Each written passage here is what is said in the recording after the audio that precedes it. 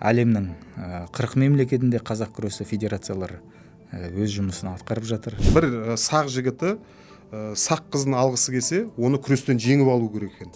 Олар жаңағы климаттық ерекшеліктерге байланысты әртүрлі киіммен күрескен.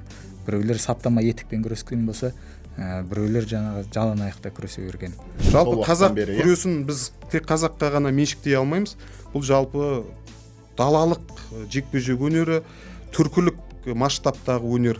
2016 жылдан бастап ЮНЕСКО өзінің материалдық емес адамзаттың жаңағы мұрасы ретінде қазақ күресін тізімге енгізген болатын. Кәсіби ортаның өзі мынау батыр мен палуандарды айыра алмайды екен теориялық тұрғыда. Өзінің баласын ұлттық спорт түрлеріне үйірмеге бермеген адам өзін нағыз патриотпын деп айтпай қойсын деп. Мынау көкпар болсын, асық ату, бәйге, ұлттық спорттың қандай түрлері бар, керек десеңіз 9-малаққа дейін бәрі батырлар институтының, яғни ұлы даланың күш мәдениетінің компоненттері болып шықты. Бір рубы бір батыр тәрбиелеп шығуға жұмыс істейді сонда. Яғни болмағанда жауынгер болып шығарады, ал сол жауынгер болып шыққанның ортасынан суырылып, өзі бір қазақ күресі сияқты жағы күш мәдениетінің қарулы түрлерін меңгергеннің арқасында біз осынша 9-шы әлемдегі 9-шы территорияға ие болып отырмыз. Түркілерден келе жатқан сондай бір көне бір әдіс түрі екен да. Яғни ол әдіске ұшыраған қарсылас жақ мүгедек болып қалады екен. Қазақ батырлары жекпе-жекке мысалы қарсылас Қызылбас болсын, Сауыт Сайман мен Бесқару сай шықса, қазақ батырлар кейде дембелше былай кеудесін ашып жалаңаш қолында бір қаруы жоқ шығатын болған. Қазір не керегі бар деген сұрақ туғанда, ол бізге ең бірінші мінез береді екен да. Және мінез бергенде де мінезді айкидода береді, дзюдода береді, бұл өзіміздің төл жағы қазақтың еш шығатын мінезді береді екен да.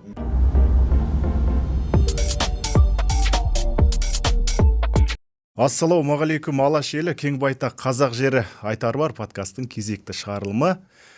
Бүгін біз қазақ күресін күрес тақырыбын көтеріп отырмыз. Ең әуелі біздің студияға келіп шақыртуымызды қабыл алып жатқандарыңызға мың рахмет, сіздерге алғыс білдіргім келеді. Және де бүгінгі студияға келіп отырған қонақтармен таныстыра кетсем. Ең әуелі Бекбосынов Дамир Асенғазыұлы, қазақ күресі ассоциациясының бас директоры. Одан бөлек әріптесіміз әбден біздің студиядағы үйреніп қалған Абылайхан Мамырайханұлы Қалназаров, балуан тас қос томдығының авторы, күш мәдениетін зерттеуші. Рахмет. Формат дегенді түсініп отырған боларсыздар. Подкаст бұл менің сұрақтарымнан бөлек, өздеріңіз пікіріңіз бар болса ортаға саласыздар. Ең әуелі осы қазақ күресі туралы бастасақ, және де осы қазақ күресі қазіргі ассоциациясы туралы бір ауыз сөз айтып кетсеңіз. Қазақ күресі ассоциациясы 2020 жылдан бері өз жұмысын бастады. Оның басты мақсаты жаңа халықаралық деңгейде және республикалық деңгейде жұмыс жасап жатқан федерациялардың басын қосып, жұмыс барысын бір арнаға келтіріп, жүйелендіру болатын. Үлкен конгрестің қорытындысында мақұлданып, өз жұмысын бастады. Бұрын қателеспесем федерациялардың саны 3 болды ма? 3 болды, дұрыс айтасыз. Ол республикалық федерация, оның қасында жаңағы халықаралық федерация және дүниежүзілік федерация жұмыс істеген болады. Кейін басын қосып, бір арнаға тоғыстырып, бір арнаға тоғысып, жаңағы басшылар ортақ келісімге келіп, тапсырып, жаңағы федерацияларда сөйтіп ассоциация құрылып, жұмыс орталықтандырды десе де болады.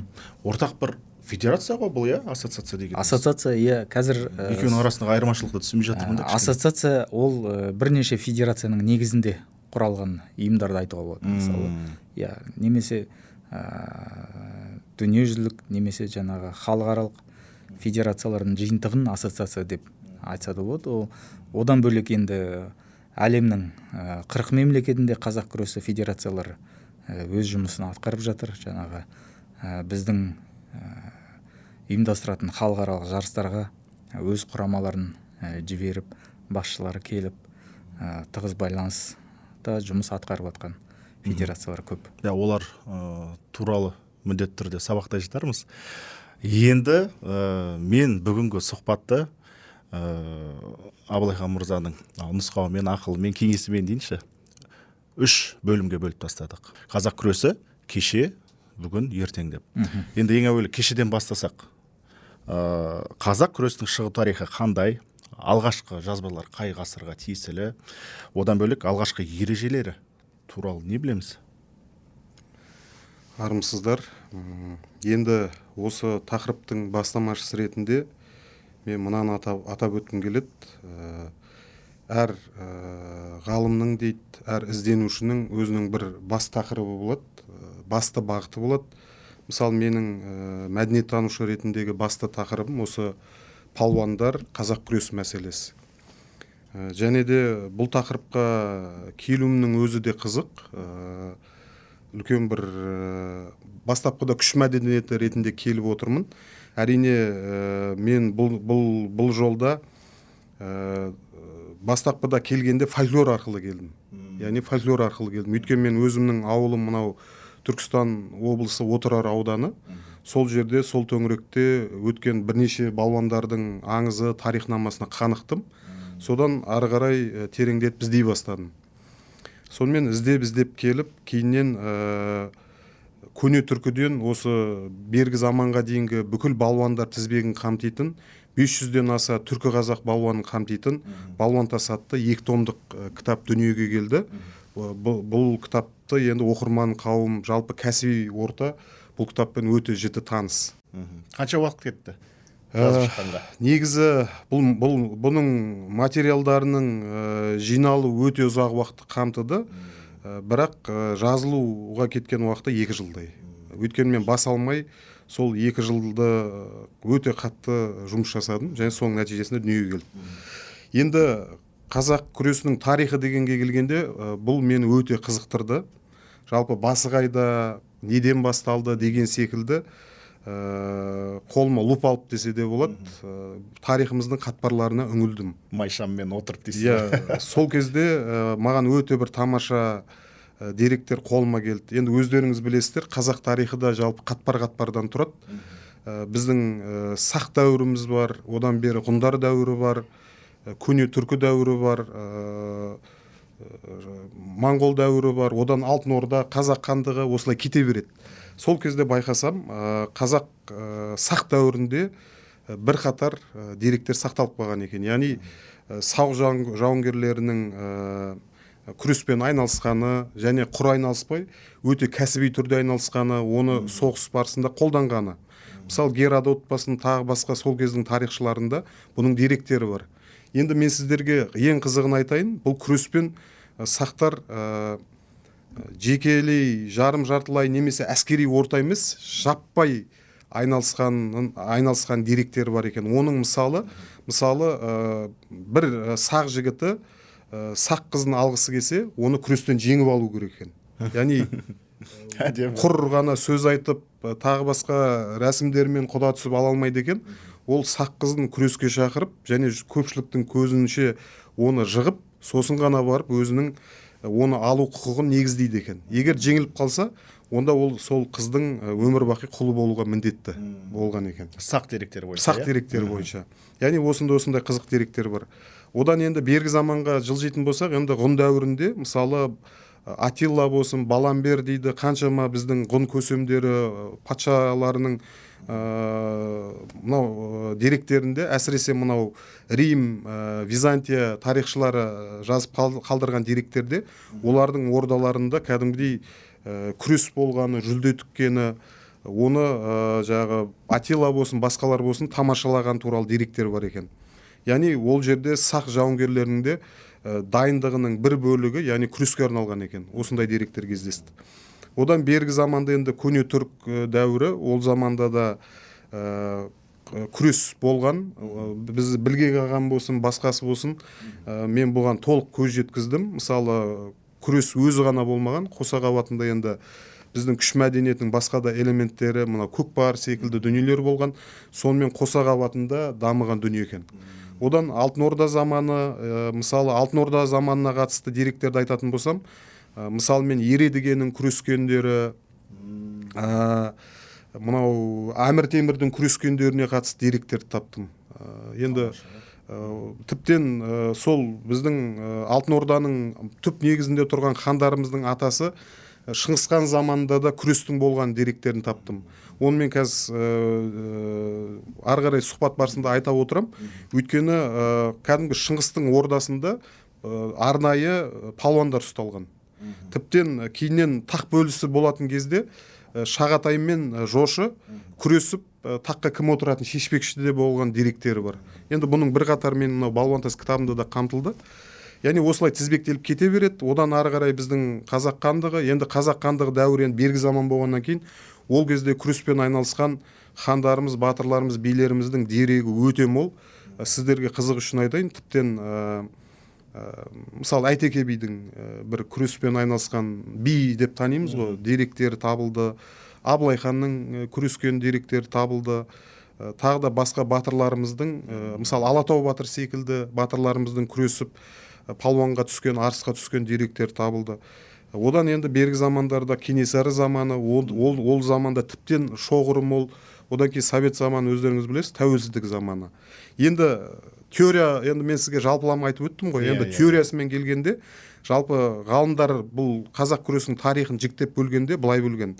Бірінші тас дәуірі, одан кейін қола дәуірі, темір дәуірі, одан кейін бергі заман, жаңа заман. Жаңа заманның өзін жіктеп тастаған, мынау Ақпатша заманы, Совет кезеңі және тәуелсіздік кезеңі деп. Яғни біз қазір осы жаңа заманда қазақ күресінің даму буынының тәуелсіздік кезеңінде жасап жатқан күреске куә болып жүрміз қазір күнделікті өмірде. Яғни бұның өзінің осындай классификациялары бар. Бірақ бір нәрсе анық, бұл қазақ күресінің тамыры өте терең. Енді сақтың өзі бергі заман болуы мүмкін да. Өйткені өте көне аңыздар, мифтерде де күреске қатысты қызықты бір ситуациялар сипатталады. Мысалы, егер сіздерге қызық болса, оны да айтып бере аламын. Айтсаңызшы, емін еркін. Енді көне Алтай аңызы дейді. Өте көне заманда дейді, мифология ғой. Сонау ерте заманда бір күні адамдар шат-шадыман жер бетінде тіршілік кешіп жатты дейді. Сол кезде бір күні күн алыпты да бір үңгірге кіріп шықпай қойыпты. Кәдімгі аспандағы күн бір үңгірге кіріп шықпай қойыпты дейді. Сонымен адамдар оны шығарайын деп қанша талпынса да үңгірден шықпай қойыпты дейді. Ал күн болмағаннан кейін, аспан көгінде күн болмағаннан кейін не болады? Дүние қара түнекке батып, бүкіл тіршілік атаулы өлер болады. Сол кезде не істейміз енді деп неше түрлі айла амал жасап, қаншама жағы тәсілдер қолданады, бірақ мүмкіндік болмайды. Сол кезде бір қария тұрып айтты дейді. Мен білсем, бұны біз бір тамаша көрініс көрсетіп, үңгірінен шығарып алуымыз керек депті да, былай деп жариялапты. Осы елдегі ең мықты, ең білекті, ең жүректі, ең сұлу мүсінді батыр жігіттер шығып, осы үңгірдің алдында күрес сайысын өткізсін, сол кезде мүмкін шығып қалар деп. Сонымен бүкіл қауым жиналып, шырақтарын жағып, шырағдандарын жан-жақтан сөйтіп сол үңгірдің алдында ең мықты батыр жігіттерін әкеп күрестіріп, сөйтіп сол күрестің өте қызықты болғаны, қызулы болғаны сондай дейді. Анау үңгірге тығылып отқан күнде сығалап қарап, ары қарай шыдай алмай сыртқа өзінің қалай шығып кеткенін білмей қалыпты дейді да. Яғни бұл енді арғы тегі алтайлық, енді өздеріңіз білесіздер ғой, алтайлық миф дегеннің сөз, оның тарихы 5000-10 мың жылға кетеді деген сөз. Өйткені Алтайдан тарайтын халықтарға түркі, моңғол халықтарымен қатар Жапон, Корей, фин халықтары да жатады. Яғни бұл аңызды жалпы бізге ғана емес, жалпы бүкіл осы Алтайдан өрбіген халықтардың ортақ архетипі деп те атасақ болады. Өздеріңіз білесіздер, жапондар әлемдегі ең осындай күрес өнерлер дамыған ел, мысалы. Олардың да осы мұрадан үлесі бар. Ал жалпы қазақ күресі деген термин қашан алғаш рет пайдаланылды? Осы қазақ хандығы кезінде ме? Енді қазақ күресі дегенде мен көп іздедім. Жалпы мынау осы атау қайдан шықты деп. Бірақ мен іздеген кезде ең алғаш палуан деген сөзді іздедім, этимологиясына үңілдім. Енді мынандай нәрсе бар да, әрбір сөздің артында бір тарих, бір аңыз, бір өмірнама жатады. Мысалы мен палуан деген сөзді іздегенде бірнеше версияға кезіктім. Соның бірі түркілік версия. Яғни онда ол версия бойынша айтады, ол версия былай деп тарқатады. Балуан деген сөз балбал дегеннен шықты дейді. Балбал дегенді білесіздер, анау бәдіз тастар, адам бейнесін ойып қойған, сол сияқты мығымдығын, мықтылығын білдіру үшін содан шықты дейді. Бұны мынау қателеспесем Әлкей Марғұлан секілді кісілер негіздеген бұл версияны. Енді бір версия бар екен, балуан деген сөзді мынау Иранның пахлаван деген сөзінен шығарады. Енді ол сөздің өзін ары қарай үндетіп келсең, ол өзіміздің кәдімгі қазақ даласына сыртқа экспортталып қайтып оралған сөз болып шығады. Енді бұның ерекше бір тарихы бар. Мысалы біздің заманымыз тағы да біз сақ дәуіріне табан тіреміз бұл жерде де. Мына біздің даламызда білесіздер, Массагет, Тиграхауда, Хаумаварга дейді, мектеп оқулықтарынан білесіздер, сондай тайпалардың бірлестіктері тұрған. Сол тайпаның бір бірлестігі мынау Маңғыстау төңірегінде, мынау Сырдың сол Маңғыстауға қарайғы төңірегін Арал маңында тұрған жағында Дақтай тайпалар тұрған екен. Дақтай тайпалары. Енді сол Дақтай тайпаларының Парын деген бөлігі бір көсемі Аршак деген көсемі қателеспесем сол бастап мынау қазіргі Иранның солтүстігін бір замандар жаулап алған екен. Ол тайпал Дақтайдың Парын деген руы ғой енді бір. Сол жаққа барып, анау Иранның солтүстігіне тұтас көшіп барады да, жергілікті халықты билеп, сол жердің элитасын айналып, және де ол елді өздерінің барын ғой енді, барын сол атауын беріп жіберіпті да. Яғни олардың парсы тіліндегі атауы пахлава болған екен да. Парындар, яғни пахлаптар, пахлавалар, пехливандар деп сол парсы тіліндегі дыбысталуы. Сонымен сол елге барып, бұлардың елі пахлава елі аталынады, ал сол елдің азаматтары пахлавандар аталады. Сосын бұл барын өкілдері ол жақты билеген кезде дала низамымен, яғни дала әдіс тәсілмен басқарады. Яғни бұлар көшпенді халық болғандықтан сол жерге де сол көшпенді басқару әдіс тәсілдерін алып келеді, стилін.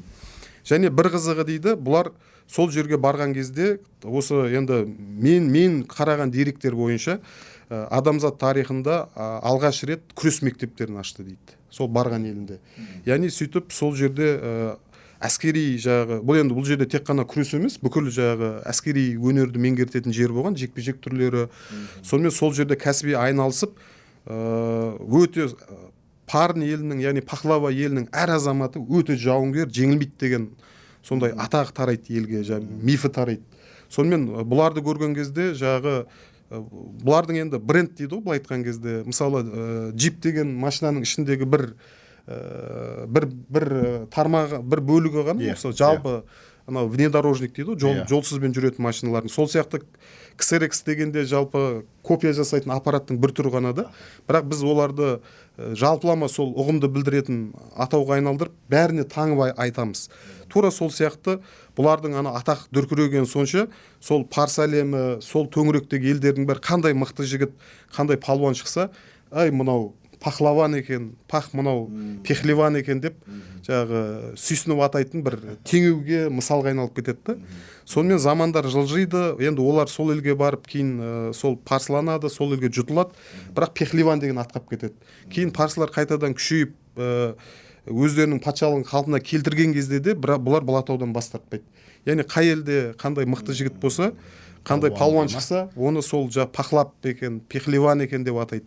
Енді қызықты қараңыздар, жалпы тарих деген өзі сондай да, мынау біздің стакан деген сөзіміз, мысалы негіз түбірі тостаған. Тостаған ол орыстарға, Ресейге барып, славян халықтарына барып, қайтадан өзімізге стакан болып келді. Негіз ол әуел бізден кеткен, тостаған болып кетіп, оларға барып стакан болып қайтып келді. Тура сол сияқты бізден барын руының атауы болып барып, ұғымға айналып, күресті, палуанды білдіретін ұғымға айналып, ол бізге қарай қайтадан жылжып отқанда. Яғни ол парсы атауында пехливан болса, одан сәл бері мынау енді қазіргі өзбек, түркмен жеріне жылжыған кезде пахлаван болып, одан бері жылжыған кезде палуан болып, одан қазақ жерінің өзінен мынау солтүстікке қарай жылжыған кезде балуан болды дейді да. Яғни қазақ дыбыстауына қарай лайықталып отырды дейді. Яғни бұл сөздің өзінің ар жағын қарап келсек, белгілі бір деңгейде, яғни өзіміздің ұлы даламызға қатысты. Енді ғалымдардың арасында мынау дақ-дай тайпалары атауын өздеріңіз байқап тұрсыздар. Бүгінгі адайлар, біздің кіші жүздегі адай тайпасына қатысы бар. Яғни бүгінгі біздің адай бауырларымыз осы дақтай тайпаның тікелей мұрагерлері, қандық жағынан болсын, рухани жағынан болсын мұрагерлер деген пікірлер бар. Яғни бұл атау осыдан шығып отыр екен. Енді қазақ күресі деген енді ата айтып тұр деп ойлаймын. Бұл енді қазақ деген атау енді көне заманнан келе жатқанмен, мынау политноним дейді ғой, саяси атау ретінде, хандықтың атауы ретінде енді Керей мен Жәнібектен қазақ хандығынан басталды ғой. Міне сол кезден бастап бұл енді қазақтың өзінің бір жекпе-жек түрін білдіру үшін қазақ күресі деп атала бастады деп ойлаймын. Жалпы қазақ күресін біз тек қазаққа ғана меншіктей алмаймыз. Бұл жалпы далалық жекпе-жек өнері, түркілік масштабтағы өнер. Енді біз әрқайсымыз аздаған ғана айырмашылықпен өзімізге сәл бұрынқырап айтып жүрміз. Мысалы, өзбектер кураш деп, татарлар күреш деп, біз күрес деп деген секілді. Жалпы бұл бәрімізге ортақ мұра. Соны айтқым келеді.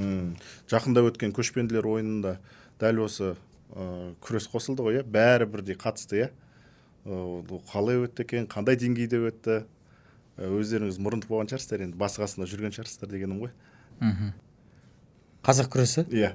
Көшпенділер ойында сол бір бойынша қатысты ғой, Әрине, көшпенділер ойындарының бағдарламасында жаңағы қазақ күресі ежелден бар. Қырғызстанда алғаш өткеннен бастап 5 салмақ дәрежесі бойынша, одан кейінгі жаңағы өткен жарыстарда да 5 салмақ дәрежесі бойынша өткен болатын. Ал Астанадағы өткен жарыста біз ұйымдастырушы ретінде барлық салмақ дәрежелерін қостық. 8 ерлер және 8 әйелдер салмақ дәрежесін. Жалпы Абылайхан мырза дұрыс айтасыз. Қазақ күресі біздің жаңағы тұжырымымыз бойынша барлық орта азиялық деңгейдегі күрес түрлерінің синтезі деп түсінсек те болады. Өйткені жаңағы сіздер білесіздер, барлық орта азия мемлекеттерінде белдесіп күресу бар, ұстасып та күресу түрлері бар. Олар жаңағы климаттық ерекшеліктерге байланысты әртүрлі киіммен күрескен. Біреулер саптама етікпен күрескен болса, біреулер жаңағы жалаң аяқта күресе берген. Сол сияқты енді атауы біздікі болғанмен жаңағы түп тамыры, негізі жалпы орта азияға тиесілі деп айтсақ болады. Енді осы жерде мен бір нәрсені атап өткім келеді. Мынау осыдан бір 1,5 жыл шамасында мен осы қазақ батырларын зерттеп жүрген бір ғалыммен, шымкенттік ғалыммен дискуссияға түскенім бар. Сол кезде бір байқағаным, жалпы кәсіби ортаның өзі мынау батыр мен палуандарды айыра алмайды екен теориялық тұрғыда. Сол кезде үлкен бір дискуссияға түсіп, оның мен біраз нәрсеге көзін ашқаным бар еді. Жалпы айтып қалыватсыз ғой, орта азиялық деп. Жалпы қазақ күресі ол өзі жеке бір дербес дисциплина емес. Мен бұны айтып келе жатырмын, сұхбаттарымда да айтып жүрмін. Мынау Дамир секілді осы қазақ күресінің құлағын ұстап жүрген жігіттерге де айтып жатырмын. Бұл одан да үлкен күш мәдениетінің бір элементі. Бір элементі болғанда да батырлар институтының бір тармағы. Өйткені батырлар институты дегеніміз ол мынау үлкен ұғымда. Бұл мысалы батырлар институты үлкен бір ғимарат деп есептесек, соның бір бөлмесі және де кішкентай емес, өте үлкен бөлмесі осы қазақ күресі деп айтуға болады. Мынау қолдың саласы батырлар институты болса, осының бір саусағы, бәлки бармағы, ең маңызды енді бармақ қой. Осы қазақ күресі деп атауға болады. Өйткені мен мынау бастапқыда мен өзім ойлап жүрдім, мынау енді зерттеу барысында қазақ күресі өзі жеке бір нәрсе екен да, қалған жеке дүние екен деп. Сөйтіп кеп қарасам, қазақ күресі де тіпті мынау көкпар болсын, асық ату, бәйге, ұлттық спорттың қандай түрлері бар, керек десеңіз 9-малаққа дейін бәрі батырлар институтының, яғни ұлы даланың күш мәдениетінің компоненттері болып шықты. А мен бұны қайдан шығарып алдым? Мен енді мына мәдениет танушы ретінде мынау қазақ тарихын, мәдениетін, бүкіл қазақ этнографиясын тізбелеп қарадым ғой. Сол кезде бір нәрсені байқап қалдым да. Бұл маған уақыт өте келген түсінік. Яғни жалпы қазақ күш мәдениетінің мақсаты енді ол бір өндіріс сияқты болған да. Қазіргі заманның ұғымына жақындатып айтатын болсақ, өндіріс сияқты болған. Яғни мына жақтан мысалы қаншама бала дүниеге келеді бір ауылда. Бір рудың айтайықшы, бір ру, мысалы сіздің руыңыз қандай? Қазақпыз ғой. Мысалы бөліп жармай-ақ қой. Мысалы бір руды алайық. Жалайыр дейсіңіз. Жалайыр дейік, Қоңырат дейік, Дулат деген бір шарт түрде бір ру деп алайық. Сол руда мысалы бір 100 бала дүниеге келді деп есептейік.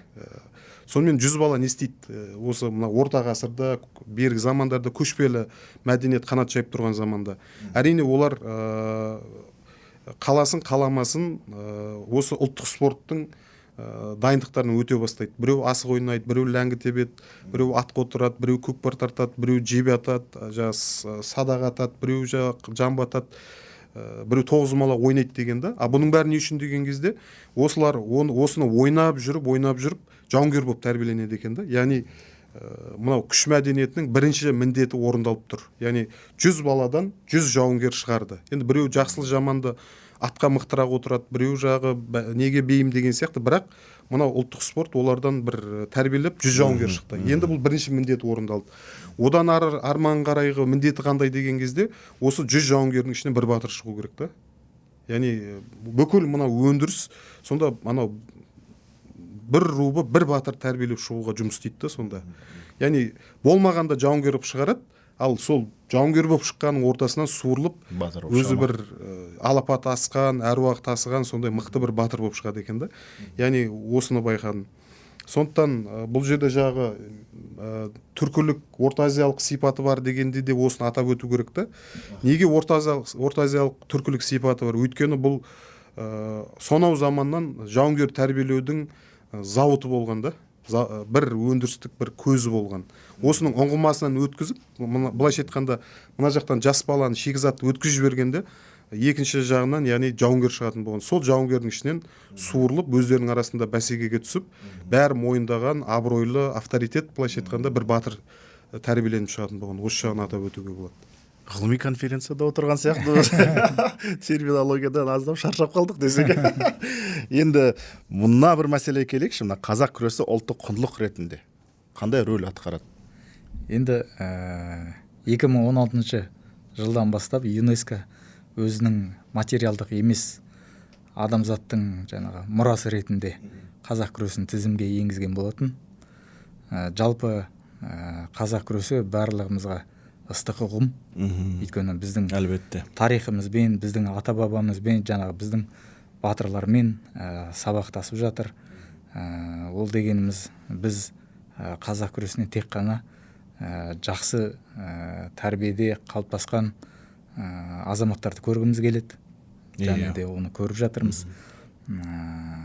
Онымен қоса қазақ күресінің ережесінің өзі жаңағы бір-бірімен төс қағыстырып сәлемдесу, кеудесіне қолын қойып басын иіп кілемге шығуы, және де қыз балаларға төрешілердің қолында саусағының ұшында тигізбей төрелік етуі, барлығы осы қазақ күресінің жаңағы ұлтқа деген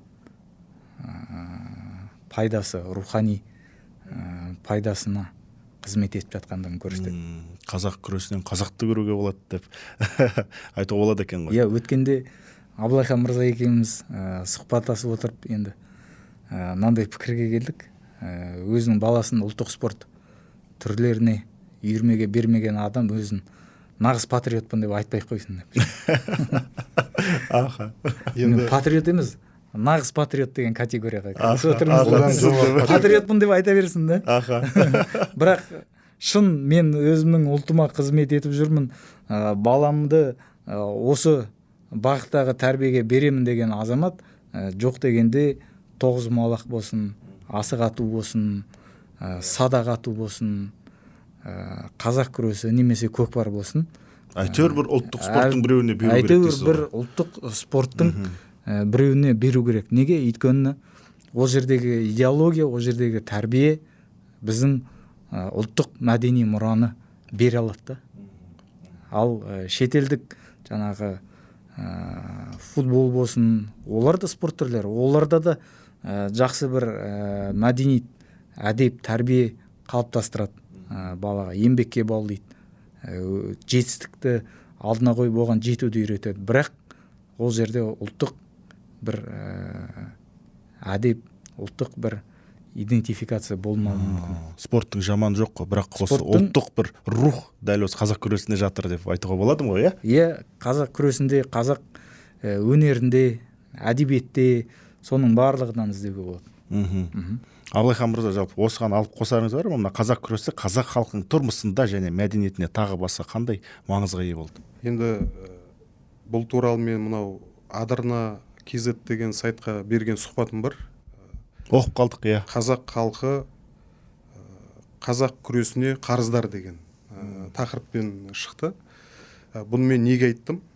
Жалпы кез келген құбылысқа, енді қазақ күресі ол құбылыс, біздің өзіміздің төл ұлттық құбылысымыз. Өткен шаққа қарасақ, қазақ күресі не істеді? Яғни ол өзінің миссиясын атқарды. Құдайға шүкір, ата-бабаларымыз, ана әжелеріміз тіптен осы қазақ күресінің тәлімінен, баулуынан өтіп, сол заманда қандай төңіректе төрт құбыламызда қандай дұшпан болды, соның бәрін кеудесін басты, жеңді. Соның арқасында міне біз тәуелсіз ел болып аман-есен отырмыз.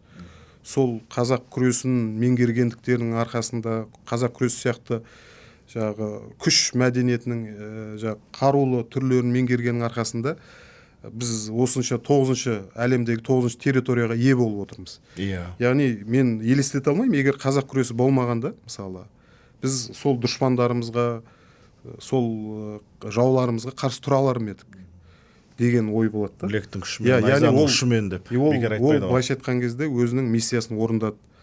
Жалпы мен сіздерге бір қызықты айтайын, қазақ күресі тек қана жерде орындалмайды, ол аттың үстінде де орындалатын болған. Мен мына Балуан тасты кітабын оқысаңыздар, сол жерде көз жеткізетін боласыздар. Мысалы, әу басында мен жаңа айтып өттім ғой, қазақ күресі ол батырлар институтының бір тармағы дедім, ол біз білетін қазақ күресі бар да, және тарихи қазақ күресі бар.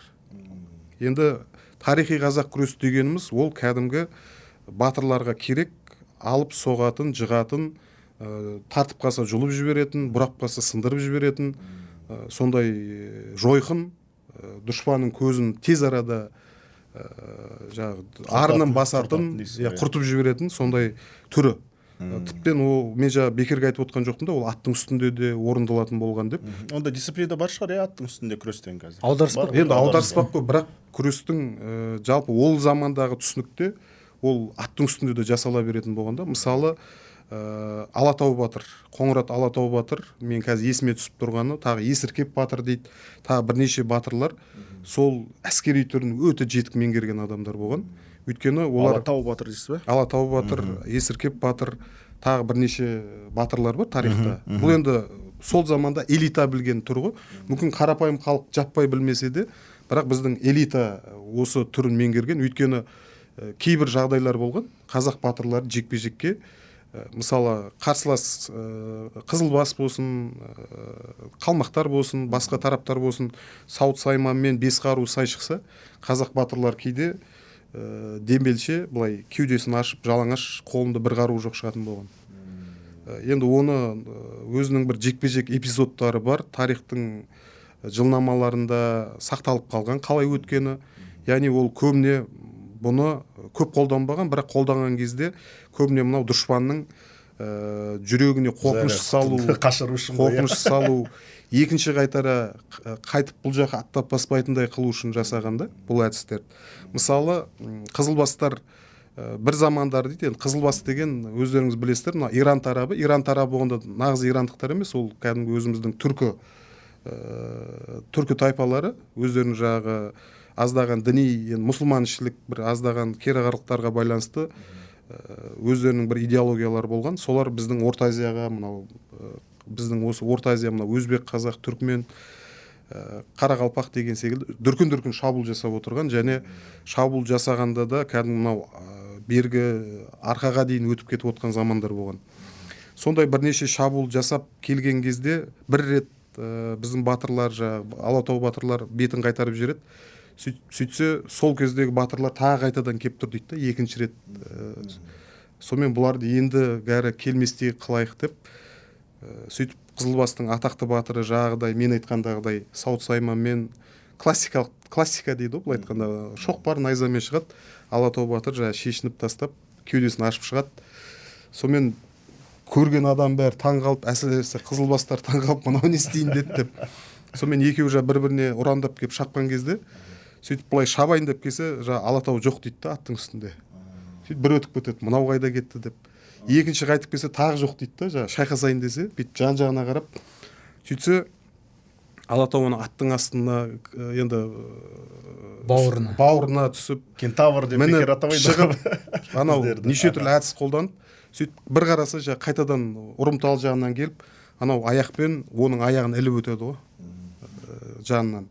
Сол іліп өткен кезде ұлы сөзде ұяттық жоқ, шат айырылып, сонымен аттан құлап түседі. Сөйтсе бұл жалпы түркілерден келе жатқан сондай бір көне бір әдіс түрі екен да. Яғни ол әдіске ұшыраған қарсылас жақ мүгедек болып қалады екен. Қол аяғы тұра алмай қалады ғой. Жұмыс жасамай, яғни тірі, бірақ сал болып қалады да. Көз ғана жыпылықтап, тек қана тамақ қабылдайтын, былайша айтқан томар болып қалады. Бұны Алатау батыр не үшін істейді? Әдейі осылай қайтып келмес үшін, аналардың тарихи жадына бір сондай бір зақым беру үшін жасайды да. Сонымен олар жүректері қайтып, сол жол жеңіліп қайтып кетеді, бірақ одан кейін қайтып оралмайды. Өйткені олар анау батырын көміп тастайын десе тірі ғой дейін десе өлі есепті да. Сонымен көздеріне күйік болып, сол бұл жаққа одан кейін аттап баспайтын болды дейді да. Яғни осындай қазақ күресінің әскери жойқын түрлері болған екен. Енді мен көп дерегін таба алған жоқпын, бірақ біраз дерегін, аздаған бір дерек табылды. Мысалы 60-шы жылдарға дейін осы Көкшетауда бір Керей балуаны деп аталады, Керей руынан шыққан. Сол палуан 60-шы жылдарға дейін жасаған кісі екен. Сол әскери түрін білді деген бір мен кішігірім бір дерек таптым.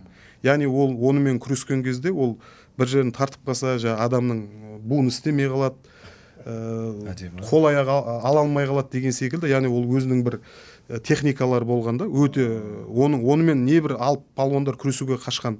Тіптен орыстың анау Сібір көріп келген палуандармен шығарғанда да қолынан бір тартқанда қол шығып кетіп деген секілді. Яғни сондай жойқын түрін білген да. Жарақатқа ұшырап отырған. Айкидо туралы естіп жатырмыз ғой. Кинода бар, неше түрлі Стивен Сигал бар мәселен да. Қазағымызда өзімізде бар нәрсе ғой. Енді бұл бізде ұмытылды ғой. Неге ұмытылды деген сұрақ туады да. Бұл неге ұмытылды дегенде жалпы қазақ, енді біз өте әскери өнері жоғары халықпыз ғой. Бұл ұмытылған, ол біздің шекарамызды өзгелер күзете бастағанда осының бәрі ұмытыла бастады. Өйткені біз енді Ресейдің бодандығына кірдік. Бодандығына кіргеннен кейін орыс казак шекараны күзету міндетін өз мойнына алды, былайша айтқанда. Яғни бұрынғыдай жігіттер жоғары дайындықта жүру қажеттілік болмай қалды. Сосын қазақ жағдай мүгедек қылып бір жерін жұлып өлтіріп жатпайды ғой енді өзара. Сонымен күрес былайша айтқанда әскери масштабтан кішірейіп, ойын сауық деңгейіне түсіп қалады да. Енді сен күресте ана әдістерді қолдана алмайсың. Ол жерде тек қана бейбіт түрі, яғни өлтірмей тастайтын, жай зрелище дейді, көрініс қана беретін түрлері ғана сақталады да. Ал бұрынғы анау жойқын түрлерін білетіндер біртіндеп оны ұмытып, кейінгі сабақтастық үзіліп қалады. Түсіндім. Сөйтіп спорттық версиясы қалыптаса бастады. Сөйтіп қазіргі біз білетін бейгүнә дейік та, былай айтқанда. Жоқ, қайта қалыпқа келтіру керек сияқты. Бейбіт түрі қалады. Енді ұлттық құндылық деген нәрсеге келейін.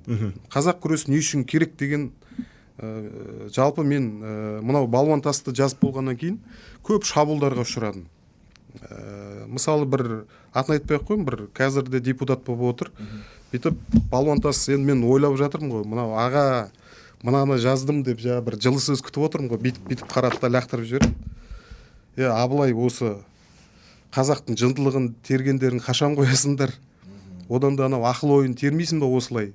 Не мынау әр жердегі баспен қадаған, жұлған, сырған, жаңағы ілген бір нәрселер теріп жазыпсың деп ұрысты да маған.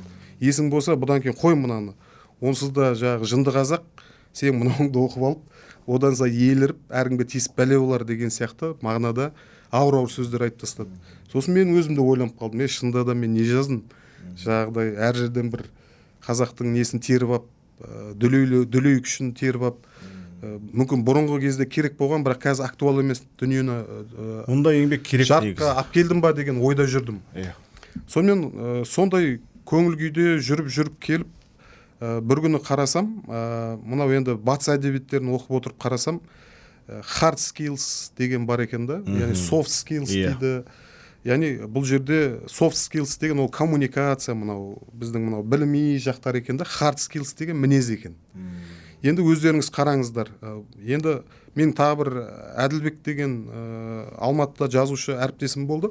Ол да мен хат сынаған. Бір күні ол да звондайды, Абылай, негізі сенің жолың дұрыс екен дейді. Не болды деп. Сенікі еркектік энергия екен ғой дейді. Мына кітабыңды мен қарадым. Бұл керек дүние екен дейді. Неге деймін ғой?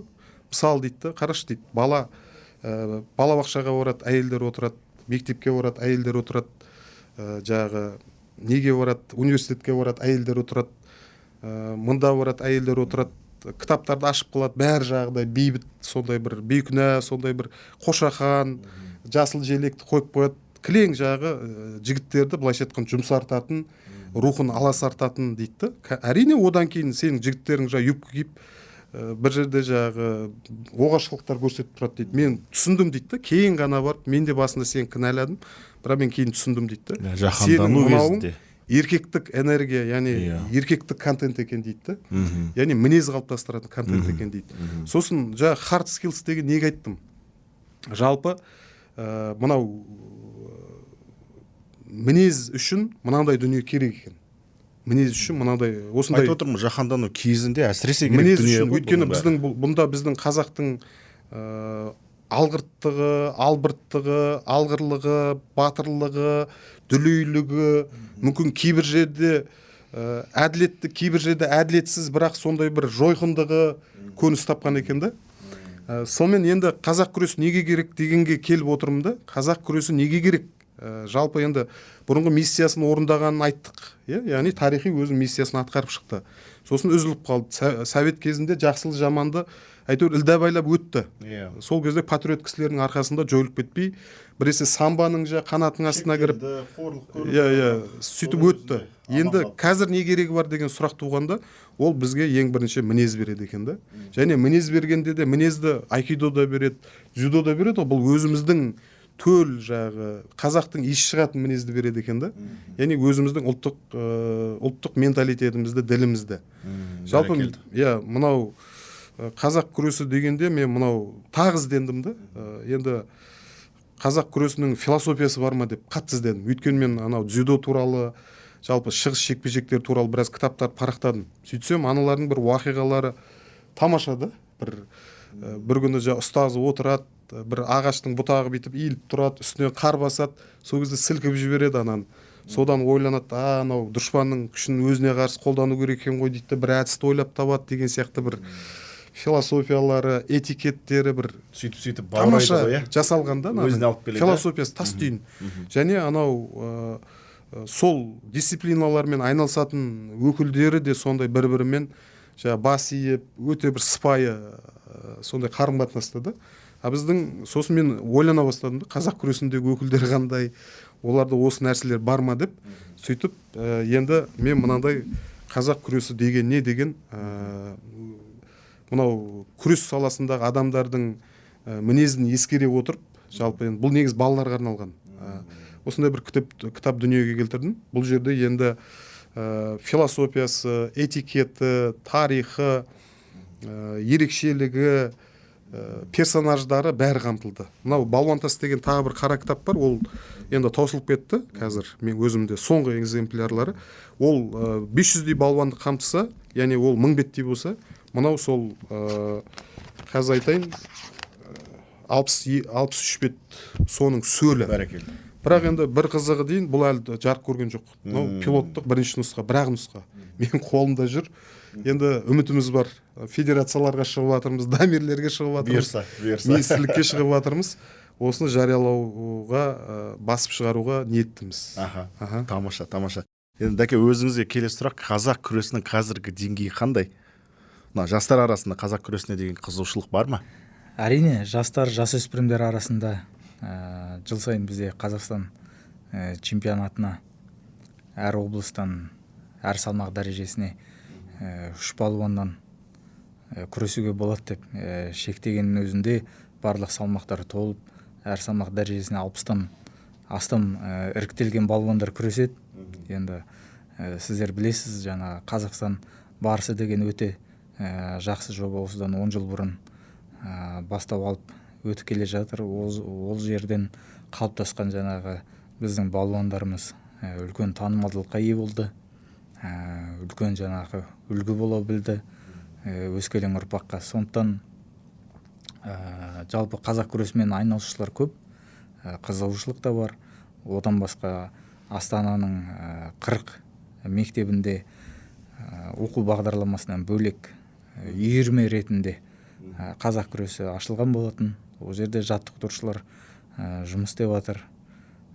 Жалпы мектеп директорлары да жаңағы жаһанданудың кесірінен ұлдардың жаңағы мінезін дұрыс қалыптастыратын жаңағы ер ұстаздар, ер жаттықтырушылардың қажеттілігі бар деп бізге шығып жатады. Енді біз жаттықтырушыларды ұсынып беріп жатамыз, немесе олардағы жұмыс атқарып жатқан дене тәрбиесі мұғалімдеріне әдістемелік қолдау көрсетеміз. Қазір бізде тың жоба, жалпы мектеп оқушыларына тиісті қазақ күресінің әдістемелік нұсқаулығын дайындап отырмыз. Жалпы өзі жазылып бітті. Соған қоса жаңағы видео сілтемемен өтетін нұсқауын да келтіргіміз келіп отыр. Осы бағытта көрерменнен келген бір сұрақ бар. Оқып бере салайын енді. Қазақ күресі қашан мектеп бағдарламасына енгізіледі? Жаңа сіз айттыңыз, Астанада пилоттық жоба ретінде енгізіліп жатыр ма? Енді ол шын мәнінде әрбір мектептегі жаңағы дене шынықтыру пәнінің құрамында бар деп айтса да болады. Өйткені жыл сайынғы жаңағы оқу бағдарламасында тақырыптық жоспарда белгілі сағат мөлшерінде ол ұлттық спорт түрлеріне беріледі. Ол жерде мектептің материалдық базасына қарай, қажеттілігіне қарай, мысалы ұлттық спорт түрлерінің сағатын, оның ішінде қазақ күресіне бөлінген сағаттарды көбейтіп немесе азайтып қарастыруға болады. Керісінше көбейту керек сияқты. Енді ол біріншіден жаңағы дене тәрбиесі ұстаздарының шешімімен келеді. Екіншіден жаңағы ол жердегі ұстаздардың біліктілігі сай болу керек. Ол мысалы кілемге шыққан балалар жарақат алуы мүмкін. Оны ескеріп білу керек. Баланың деңгейін көру керек. Ол күресуге жарай ма? Күресуге жарайтын болса, кіммен күресуге жарайды? Мысалы Қазақстан чемпионатында жүлдегер болып келген бала, әлбетте оны қатыстырмау керек. Кілемге енді шыққан баланы ол өмірі құламаған әдіске лақтыруы мүмкін да. Құлап көріп, залда жаңағы жаттығуда құлап көрмеген әдіске жарыста құласа, ол әлбетте ол жарақат алады. Сол жағынан енді ұстаздардың құлағына тәуекелдер бар екен. Енді тәуекелдер бар, тәуекелсіз болмайды. Бұл жаңағы спорттың сондай жекпе-жек түрі. Бұл жерде жарақатсыз ешкім жоғары деңгейге жетпейді. Барлық спортшылар одан өтеді. Тек қана бұл жерде сұрақ қауіпсіздік техникасын дұрыс сақтау және де бапкерлердің біліктілігі тиісті деңгейде болу керек. Жаңа 40 мектеп деп айттыңыз, Астанада. Левит мырзаның, енді Василий Левит мырзаның осы тұрғыдағы бір мақаласында оқып қалдық енді. Әлеуметтік желіде ма, жоқ ютубта бір подкастында көрдік. Енді сол бойынша бұл Астанада ғана әзірге пилоттық жоба ретінде қабылданып жатқан дүние ма, жоқ бүкіл Қазақстанға тарай ма? Астанада ғана пилоттық жоба ретінде. Қосымша секция, Енді қосымша мектептің жанындағы қосымша секция. Оның жаңағы қаржыландыру мәселесі мектеп басшылығына байланысты деп есептеймін. Одан бөлек қазақ күресі жаңағы жан басына шаққандағы спортпен қамту жобасы бар. Қазіргі кезде даму бала деп аталып жатыр. Соның негізінде біраз жерлерде үйірмелер ашылды. Жаңағы бастамашыл кәсіпкерлерге және қазақ күресі бапкерлеріне үлкен мүмкіндік деп есептейміз. Сондай бастамалардың негізінде қазір Қазақстанда тұрақты түрде қазақ күресімен айналысушылардың саны 160 мың спортшы. Әртүрлі жас деңгейінде. Қазіргі дерек бойынша, иә? Иә. Дұрыс екен. Енді жақсы жақтарын ғана айтып жатырмыз да. Енді сіздер тап болып жатқан мәселелерді айтыңыздаршы. Мына мектептер мен секцияларда қазақ күресін дамыту мәселелері неге келіп тіреліп жатыр? Біріншіден жаңағы кадровый резерв соның жетіспеушілігі деп есептеймін. Екіншіден еңбек ақының төмен болуы. Білесіз, жаңағы неше жылдан бері спорт саланың жаңағы мамандарының еңбек ақысы көтерілген жоқ. Мен білуімше жаңа еңбек жолын бастаған бапкердің еңбек ақысы 150 мың теңгенің көлемінде, 120 мың теңгенің көлемінде болуы мүмкін. Және ол жаңағы ауылда мектепте істесе, оның жалақысы артығырақ болады. Енді білім саласында жүргені біздің жаңағы бапкерлер үшін тиімді болады. Неге? Өйткені мектеп қабырғасындағы жалақының деңгейі әлдеқайда көп, иә? Әлдеқайда көп, екі есе көп десе де болады. Сондықтан бұл жағынан бізде жаңағы кадрлердің кету мәселесі. Мұғалімдердің жалақысын тұрақты түрде көбейтіп жатыр ғой. Біріншіден, екіншіден енді салыстырмалы түрде дене шынықтыру мұғалімдерінің кәсіби жүктемесі жеңіл. Иә. Олардан ешкім жаңағы медаль талап етпейді. Олардан ешкім жаңағы техникалық қауіпсіздіктің жоғарғы деңгейін талап етпейді. Біліктілік мәселесі де сәл төмендеу болуы мүмкін да. Өйткені олардың басты мақсаты сабаққа келген бала дені сау, аман есен. Сабаққа қатысып, сабақтан аман есен шықса, және де жаңағы тиісті сынамаларды тапсыруға дайын болғандығын қамтамасыз ету. Ал спорттық жаттықтырушы өзінің жаңағы тиісті үстемақысына жету үшін ол 4 спортшыны ұлттық құрамаға кіргізу керек. Сол кезде ғана алады, иә? Ал менің анализім бойынша ол 4 спортшыны ұлттық құрамаға кіргізуге бір 8 жыл кетеді. 8 жыл кету мүмкін. Ол сіздің біліктілігіңіз асып, балуандардың жаңағы таланты тасып, құрамаға кіркеткен өзі. Бәсекелестік Қазақстан чемпионатында өте жоғары. Ұзақ мерзім екен 8 жыл деген. 8 жыл. Одан басқа жаңағы олар жаңағы Қазақстан Республикасының чемпионы үшін үстемақы алуы мүмкін. Одан басқа жаңағы әлем чемпионатында сәтті өнер көрсетсе спортшылар, сол үшін де үстемақылар қарастырылған. Ал мысалы педагогикалық процестеріне мысалы болады ғой, қаншама спорт шеберін дайындап елге қызмет еткен жаңағы ақсамай бапкерлеріміз бар. Олардың кейде осы тәрбиелік және педагогикалық қызметінің еңбегі еленбей жатады. Енді қазір сіз білесіз, жаңа заң жобасы жасалып жатыр. Ол жерде жаңағы бапкерлердің де еңбек ақысын көтеру мәселесі талқыланады. Енді келесі жылдан бастап мен білуімше, енді анық дерек болмауы мүмкін, Ақтөбе мен Қарағанды аймағының бапкерлерінің жаңағы жалақысы көтеріле бастайды. 26-да барлық бапкерлердің жалақысы 1,5 есе өседі деген болжам бар. Бұйырса деп қояйықшы. Бұйырса, енді біздің жалпы біздің бапкерлерге келетін болсақ, барлығы да жаңағы патриоттық пен ұлтжандылықтың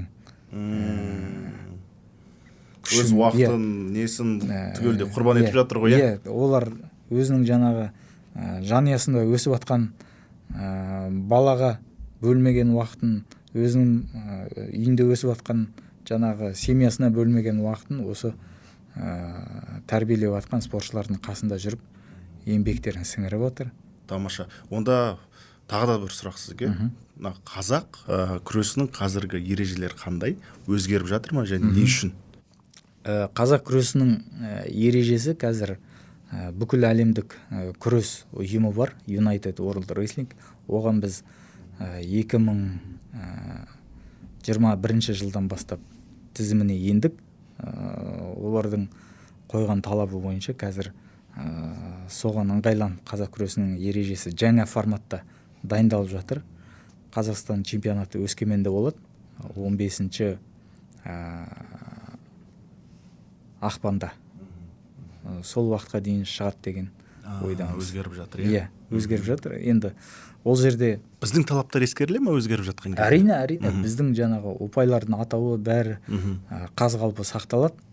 Тек қана жаңағы техникалық моменттер бар. Одан кейін ол халықаралық олимпиада комитетімен мойындалған ұйым болғаннан кейін ол жердегі талап олимпиадалық деңгейде жаңағы табло мәселесі, жарысты өткізу жүйесі мәселесі түгелі келтіріліп, жаңағы жарыс барысын толықтай ақпаратын беріп отыратын бағдарламамен келеді. Көрерменнен тағы да бір сұрақ келді. Өте қызық сұрақ деп ойлаймын. Қазақ күресі мен басқа ұлттық күрес түрлерінің ұқсастығы мен айырмашылығы қандай? Және де қазақ күресі ата-бабамыздан келе жатқан өз бейнесін жоғалтып алған жоқ па дейді. Бұрын үстіне шапан, аяғына мәсі еті киіп күресетін, қазіргі кезде Қытай күресінің шапаны, шолақ жеңі, жалаң аяқ күреседі дейді. Дзюдо ережесіне ұқсап кеткен жоқ па дейді.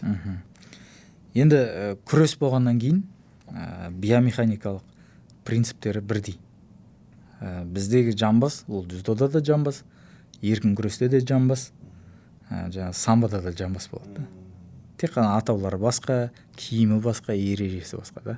Ал енді өзектілігіне келсек, қазақ күресінде партер жоқ. Енді Абылайхан мырза директорден таппады деген ойдан жерде жатып аунап қылқындырып, немесе ауырту әдісін, немесе қылқындыру әдісін істеген директор шықпаған шығар. Оны сөзің аузында бір ғана ойымды айтып өтейін осы жерге. Неге қазақ күресінде жерге аунамайды? Ол да қазақ күресінің батырлар институтының бір бөлшегі болғаннан да. Өйткені күрес ең алдымен шайқаста керек болды. Шайқаста қолыңда қалқан, бір қолыңда қылыш мысалы, шайқасып жатсың жерге түсіп. Сен ол жерде негізі қазақ күресінің бір ерекшелігі ол шалуында ғой, мысалы. Басқа күреске қарағанда қазақ күресінде қырқа шалу, шалу түрлері көп. Басты қару да шалу. Яғни алдынан шығып қалды, сен оны қырқа шалдың да, қылышыңды тығатын жеріне тығып, ары қарай кетіп баратсың.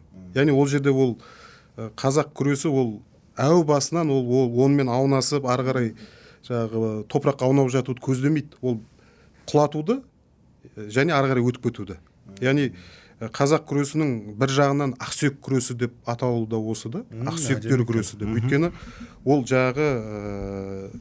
жер бауырлап жатпайды. Бір ерекшелігі. Мен сөзің аузыңда. Ары қарай жалғастыра берсең. Енді одан басқа бір шетелдік маман қазақ күресінің жарысын қарап отырып, бұл бір бекзат ақсүйектердің күресі екен деп пікір білдірген екен де. Неге десеңіз, балуандар тік күреседі. Бір-бірінің бұтынан қағып алып, әурет жерлерін ұстамайды. Және де өздерінің әурет жерлері жабық болады. Еркін күресте мысалы. Қазір қазақ күресінің шолақ шалбары ережеге сәйкес зеден төмен болу керек. Жаңағы шынтағының жеңі де, қолдың жеңі де шынтақтан төмен болу керек. Сондай. Сосын бауырыма сөзім үстеме болсын. Жалпы қазақ күресі бұл қазақ дүние танымы, қазақ мәдениеті толық қабылдаған жекпе-жек түрі. Мен осылай айтып жүрмін.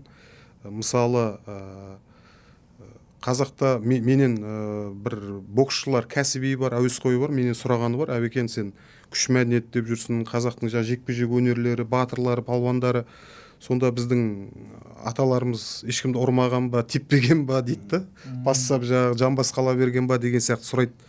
Сосын қызық сұрақ екен. енді бокс жоқ па деген сұрақ қой. Қазақта бокс жоқ па деген. Енді өздерінің көңілін түсініп тұрмын да, қалай енді тамыры жоқ дүние ма деген сияқты, шетелден келген ғана нәрсе ма деген секілді. Бәрібір тарихтан іздеп тұр да, өзіміздікі ма деген секілді.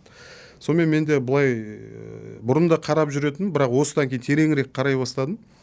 Сөйтсек, бізде ұру да, соғу да, тебу де бәрі болған екен. Бірақ бұл біздің бұл жекпе-жек өнерлері көбіне мынау біздің түркілік кезеңге қатысты. Біз қашан былай мұсылман атанып ислам дініне кірдік, сол кезден бастап басымдықты осы күрес алады. Яғни оған дейін ұру, соғу бәрі болған. Тіптен мен сіздерге айтайын, мынау балуан тастың оқысаңыздар да болады. Біз жекпе-жек дегенде нені елестетеміз? Аттың үстіне отырып жағы найзаласу, садаға атысу, тағы сондай ғой. Соның біреуі жұдырықтасу болған екен. Мысалы, кейде батырлар алыспақ керек па, жағы ұрыспақ керек па деген секілді, өздері бір-біріне шертіспек керек па деген секілді айтатын болған. Сол кезде кейде тұрып, мен жұдырықтасам десе, екеуі аттан түсе қалып, кәдімгідей ортаға шығып жұдырықтасатын болған. Және оның тарихи бірнеше деректері бар. Тіптен мынау араб әскері дін таратып, осы қазақ ұлы дала дейді ғой, ол кезде қазақ деген атау жоқ қой. Түркі кеңістігіне кірген кезде, мынау тіптен мынау Түркістан төңірегін, Сауран бәрін жаулап атқан кезде түркі батырлары араб әскер басыларын соларды жұдырықтасуға шақырған эпизодтар бар екен да. Енді ол біздің деректерде, ауызша тарихта, тағы басқа деректер. Ал енді неге соның бәрі жоқ болып кетті да қазақ күресі басымдық алып кетті деген сұрақ туындайды. Ол тағы да дінге келіп тіреледі. Яғни мұсылман діні бойынша адамның бетінен ұрмау керек. Енді оның ар жағында түрлі діни түсініктер, теологиялық ұғымдар бар да. Мысалы, адамның беті енді ең қадірлі жер, құбылаға қарайтын жер дейді. Сосын адам топырақтан жаралған, оның беті анау Меккенің топырағынан жаралған деген секілді түрлі интерпретациялар бар. Бірақ оның бір себебі сол хадиске де кеп тірейді да. Яғни пайғамбар адамның бетінен ұрма деген өсиет айтты деген секілді. Әрине біз мұсылман болғаннан кейін мұсылман қағидаттарына қарай өзіміздің мәдениетімізді електен өткізген кезде ұру, соғу, тебу деген секілді бәрі өтпей қалып күрес өтіп кетті. Ал күрес неге? Өйткені ол ислам дінінің көзінде легитимді былайша айтқанда спорт түрі болып есептеледі. Өйткені тіптен Мұхаммед пайғамбар саллаллаху алейхи вассаламның өзі айналысты деп келеді бір деректерде. Мысалы, қазақ күресімен да. Қазақ күресі дегенде күреспен жалпы. Сондықтан бұл жерде осындай тарихи қабаттар бар. Әдемі екен. Енді келесі сұрақ өзіңізге тағы да дәке. Қазақ күресінен Азия әлем чемпионаты, Қазақстан барысы турнирі өткізіліп тұрады. Біраз жыл бұрын әлем барысы турнирі өткізілді. Қазіргі таңда қазақ күресі тұралап қалған жоқ па? Бұл да көрерменнен келген сұрақ. Жалпы бұл енді бағалау критериясымен алып қарауға болады. Дұрыс айтады. Жаңағы әлем барысы немесе Евразия барысы деген жобалар әзірге тоғырауға ұшып тұр десе де болады. Қаржылық мәселелерін шешілмей жатыр деген болады. Олар Қазақстан барысы, қазақ күресін қолдау қоры ұйымдастыратын жобалар болғаннан кейін біздің ассоциацияға тиесілі емес жобалар, бірақ біз оларды төрешілік және техникалық қамтамасыздандыру жағынан әрқашан қолдаймыз. Алып келген жобаларын бәрін өткіземіз. Енді Қазақстан барысы үзілмей өткелі жатыр. Енді өте берген дұрыс деп те санаймыз. Бірақ тек қана осы Қазақстан барысы жобасымен ғана баға бермей, одан басқа халықаралық федерацияның үлесімен, федерациялардың үлесімен, халықаралық жарыстардың үлесімен бағалау керек деп есептеймін. Ол жағын ашықтап айта кететін болсақ, осыған дейін қазақ күресінен 10 әлем чемпионаты, 12 Азия чемпионаты, 6 Европа чемпионаты, 6 әлем кубогы өткен екен. Жаман емес, өте жақсы нәтиже деп есептеймін. Себебі бірде-бір жаңағы ұлттық немесе этникалық күрес түрлерінің федерациясы ондай жетістіктермен мақтана алмайды. Одан басқа 2023 жылы күзде жаңағы Эр-Риядтағы Combat Games деген үлкен мультиспорттық кешенді ойындардың бағдарламасына ендік.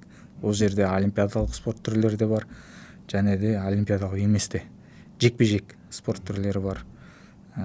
Сол сияқты 2017 жылы Ашхабадтағы жабық кешендегі Азия ойындарының бағдарламасында да бір көрінген болатын. Енді қазіргі таңы қазақ күресін Азия ойындарының бағдарламасына енгізу бойынша жұмыс стратегиясы бізде анықталды. Енді министр мырзаның қолдауымен, сіздер білесіздер, қазақ күресінің қалыптасуына қазіргі деңгейде жетуіне өте үлкен үлес қосқан мырза болсын Ербол Қуантайұлы, біздің ассоциацияның президенті, өзі қазақ күресінен халықаралық дәрежедегі спорт шебері, PhD доктор, онымен қоса еңбек сіңірген жаттықтырушы, өте жаңағы стратегиялық тиімді шешімдерді ұстанғандығының арқасында осындай деңгейлерге жетіп отырмыз. Қазір жоспарда ақпан айының 25-27 аралығында Индияның Дели астанасында әлем чемпионаты өтеді. Ол жерде жаңағы Азиялық олимпиадалық комитеттің мүшелері шақырылып қатысады деген ойдамыз. Сол жерде жаңағы бір жақсы жемісті Құдай қаласа жиналыс өтеді. Сол жерде қазақ күресінің жаңағы Азия ойындарының бағдарламасына ену стратегиясын тағы бір талқылап анықтайтын боламыз. Ар жағында енді таныстырылады, ар жағында. Ар жағында қандай талап қойылады. Енді біз осы уақытқа дейін біраз талаптар бізде орындалып келе жатыр. Жаңағы осы біздің осы уақытқа дейін өткен әлем чемпионаттары мен Азия, Европа чемпионаттары ол біздің осы уақытқа дейін атқарылған еңбегіміз. Оны олар әлбетте ескереді. Қаншама федерациялардың саны бар, оны да ескереді. Және де одан басқа жаңа тамыз айында осы жылы әскерилер арасында әлем чемпионаты өтуі жоспарлануда. Халықаралық үлкен спорттық ұйым бар, СИЗМ деген. Ол жаңағы олимпиадалық, халықаралық олимпиадалық комитетпен мақұлданған спорттық ұйым. Жаңағы ол тараптан біз 3 басшысын көшпенділер ойындарына шақырып қазақ күресін көрсетіп қадірлі қонақ еткен болатынбыз. Министр мырза өзі қабылдап қазіргі таңда армияның жаңағы спорт комитетінің басшысы Арман Сайлауының бастамасымен бірігіп тамызда әскерилер арасындағы әлем чемпионатын өткізу жоспарлап отырмыз. Қай жерде? Астанада. Келіңіздер. Наурызда бүкіл жаңағы қызметтегі сала мамандарының арасында жаңа әскерилер бар, құқық қорғау органдарының әрбір азаматы қатысуға хақысы бар чемпионат өтеді. Алматыда наурызда. Ол жерде жаңағы әділ төрелікпен сол тамызда өтетін әлем чемпионатына күресетін құраманы анықтайтын боламыз. Енді қазақ күресінің ертеңіне келсек, жалпы қазақ күресінің болашағын қалай елестетесіздер? Мен жағы енді өзі сұрақты орайынан кеп қалды. Мен айтайын деп отқан Дамирдің ойына жалғасы ретінде. Жалпы енді менің өзім қазақ күресі қалай дамып келе жатыр дегенде менеджмент жағынан пікір айтуға қатты қақым жоқ шығар. Стратегия жағынан өйткені енді ол құзырлы өзінің тиісті ұйымдар ғой.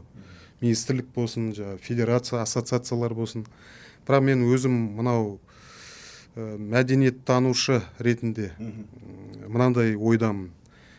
Рас, қазақ күресі дамып келе жатыр, және жай дамып келе жатқан жоқ, кәдімгідей ұшқары дамып келе жатыр. Мынау көзіме мынандай бір құрылысты елестетеді да, бір жерге тез арада бір жерді белгілейді, сосын сол жерге алады да тез қазып фундаментті құяды. Ол фундаментті кептірмей, жаңағы әбден пісіріп үлгермей, күнге суға жатқызып, үстіне тез жаңағы кірпіш қалап кетіп, тез асығыс үстіне шатыр жауып отқан сияқты бір сондай бір елес береді да маған. Неге мен бұлай айтып отырмын? Мен тағы да айтып отырмын ғой, жаңағы менеджмент жағы, стратегия жағынан батырып айта алмаймын. Бірақ осы жағынан аздаған сыным бар. Мысалы, жаңағы сұрақ болды, қазақ күресінің басқа күрестермен не айырмашылығы бар, қандай ұқсастық бар деп. Дзюдо ұқсап кеткен жоқ па? Енді ол ұқсап бара жатыр, ұқсамады дегім келмейді, бірақ жоқ нәрсені айтқым келіп жатыр да. Бұрын болған деп айтайыншы, бұрын болған, бірақ қазір жоқ. Оны мен жағы Адырна KZ сайтына берген сұхбатымда сәл сынилауды сұхбат, сол жерде де айтқан болатынмын. Барынша жұмсақ қылып айтуға тырыстым. Өйткені мен бәрібір мәдениеттанушы болғандықтан мен теоретикпін. Теория жағынан келемін да. Бұл кісілер сол практика жағынан практиканттар, соның ішінде жүрген адамдар. Былайша айтқанда жаңағы зданияны көтеріп жатқан адамдар, ғимаратта. Сол жерде жаңағы батпағын жасап, құрылысын жасап жатқан адамдар.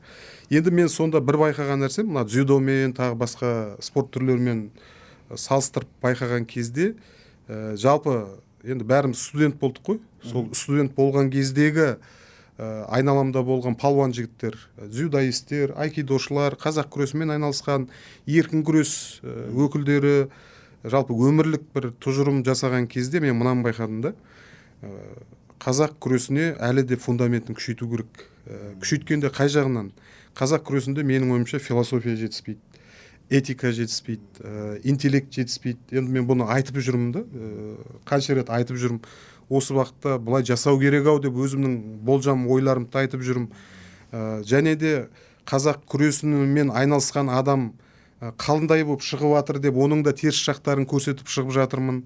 Өйткені мен бұлай студент кезімнен енді тартып айтатын болсам, мысалы дзюдомен айналысқандағылар, жалпы қоғамда бақылауымша дзюдомен айналысқандағылар табыстырақ, бір өмірде жетістікке жетіңкірегенірек екен да. Мысалы Елдос Сметовтің өзін алайық та. Неге дзюдо? Өйткені дзюдо ол әлемдік спорт та.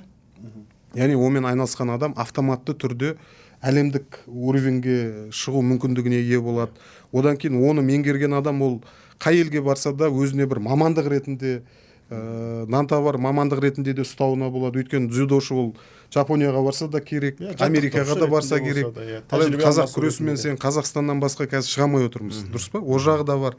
Енді әрине бірте келе жатыр ғой, енді илалап, жайлап. Мысалы қазақ күресі Азиядағы кіреміз деп отыр. Өзбектер кіріп қойды, қателеспесем. Өзбектер кураж күресі. Бұл жерде бізден гөрі біз анау Қазақстан барысы деп оралатып, анау Кубаны шақырып дүрілдеп жүрген кезде олар өте сондай бір шапшаң қимылдап Азиядағы бауырларымыздың артынан біз де енді ене шығармыз.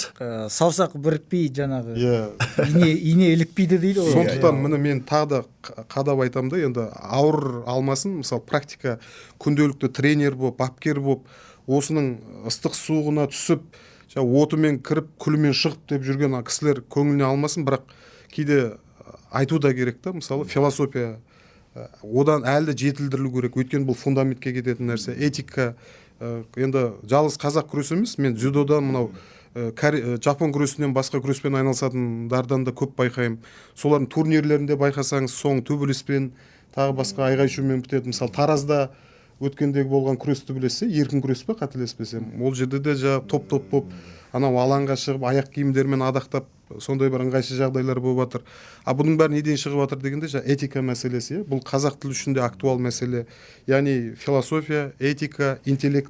Яғни мен сондай бір интеллект жоқ деп айтпаймын қазақ күресімен айналысып жатқандар. Өйткені міне көрер көзге Ербол министр болып отыр, мысалы, осы қазақ күресінің табыстылығының бір мысалы. Бірақ енді ол жалпылама сипатта айтып жатырмын да, өйткені мен өзім де қазақ күресімен белгілі бір деңгейде айналыстым, қатты бір кәсіби болмаса да менің бауырларым да айналысты. Осы қазақ күресінің арқасында қазір полковник болып отқан бауырым бар, өзім кәдімгі немеренім. Өйткені осы қазақ күресі арқылы әскери оқу орнына түсіп, сол арқылы әскери карьера жасап отыр да. Бірақ жаңағыдай философия, этикет, интеллект, тәртіп, және осы мәселелер дамытылу керек. Ал бұл нәрселер не? Бұл спорттың дәлірек айтқанда қазақ күресінің менталдық негіздері. Мынаның бәрі негізі, мен қарап отырсаңыз, мен менталдық негізге жұмыс жасап отырмын. Мен анау ережеге, тағы басқаға жұмыс жасап отқан жоқпын. Яғни мен менталдық негізін күшейтіп жатырмын да. Тарихтағы тұрғыда көбірек көңіл бөлу керек. Методикасына, бәлкім. Мысалы, тарихтан жоқ, менталдық негіз деген ол былайша айтқанда бұрын қалай болды, стандартын көрсету, шын өзінің табиғи қалпындағы стандартын көрсету. Мен тарихтан мысалы бұрын балуаншылық пен Қажымұқанды ғана айтса, қазір 500-дей балуанды әкеп отырмын ғой. Яғни ол жерде мен тарихта ұмытылған балуандарды әкеп отырмын. Ол балуандардың философиясы қалай болды, этикеті қалай болды, интеллекті қалай қолданды, тәртібі қалай болды, бір-бірімен сыйластық қалай болды деген секілді. Яғни тарихтан персонаждарды қалың шоғырын әкеп отырмын да. Яғни мен мынау жұмыс істеп жатқан менталдық негіздерге. Ал енді осының негізінде мына дамирлер алады да, осының ішіндегі қандай әдіс қолданды, қай жерде қалай не істеді, ережелер шығаратын осылар. Өйткені ол менің огородыма кірмейді да. Осы жағын атап өткім келеді. Мен неге үй салынып бара жатыр деп отырмын. Алдымен мынау менталдық негіз деген ол фундамент. Мынау неге жапон күрес түрлері өте мықты және танымал? Өйткені олар философияны бірінші кезекке қойып қойғанда, мен де сол әлі күнге ізденіс үстіндемін да, қазақ күресінің философиясы не болу керек деп. Мына кітапта кішігірім бір наброскілер жасадым, бірақ әлі де ізденіс үстіндемін. Яғни болашақта бұл бір мен ғана емес, жалпы федерацияларда осы жағына көңіл бөлсе деген ұсыныс. Мұның артында үлкен бір идеология жатқан сияқты, оның үстіне қазақ күресін бір ұлттық бренд ретінде қарастыруға. Әлбетте біз қазақ күресімен айналысатын жастарды біздің Қазақстан жастарының элитасы деп көргіміз келеді.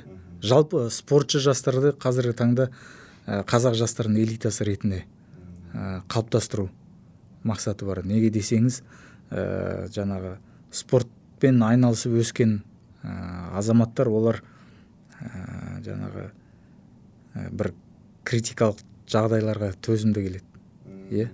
Өз алдыларына мақсат қоя алады. Одан басқа жаңағы нашақорлықпен басқа да құмарлықтардан ада болады.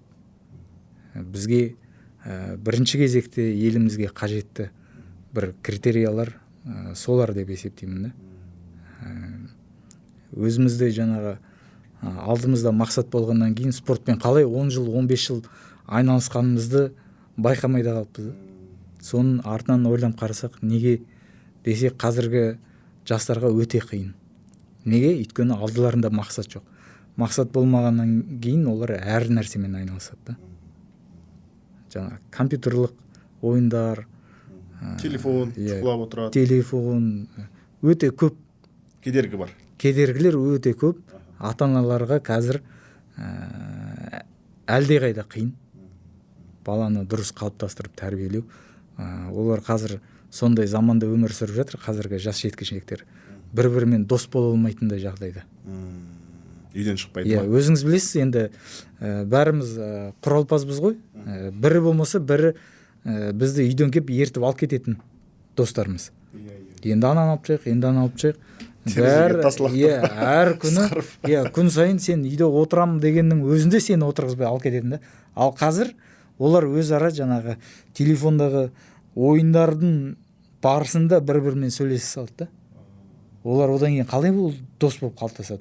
Олар қандай әлеуметтік тәрбиеден өтеді? Үлкен проблема. Сондықтан олар жоқ деген кезде үйірмеде дос табу керек те.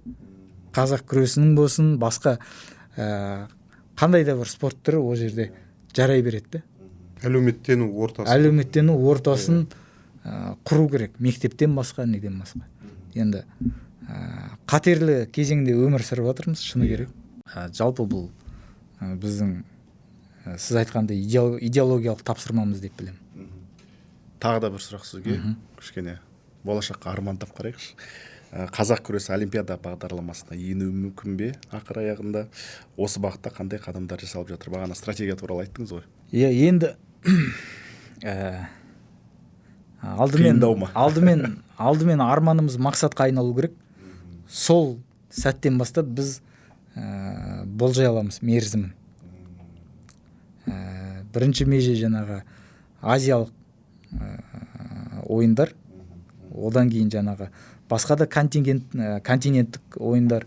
Ол континенттік ойындар қалыптасқаннан кейін жаңағы Европа ойындары, Пан-Америка ойындары қалыптасып жатса, әлбетте артынша халықаралық олимпиадалық комитеттің есігін қағуға болады. Теппесе де. Аумин деп қояйық. Иә. Мемлекеттің қазақ күресін дәл қазір қолдап жатқан деңгейін айтып өтсеңіз. Қазақ саңлақтарын қалай қолдап жатыр? Өте жақсы қолдайды деп есептеймін. Неге десеңіз, жаңағы үйірмелерден басқа жаңағы дамыл бала бар, жаңағы әдістемелік қолдау болмасын, барлық жағынан қарастырылған.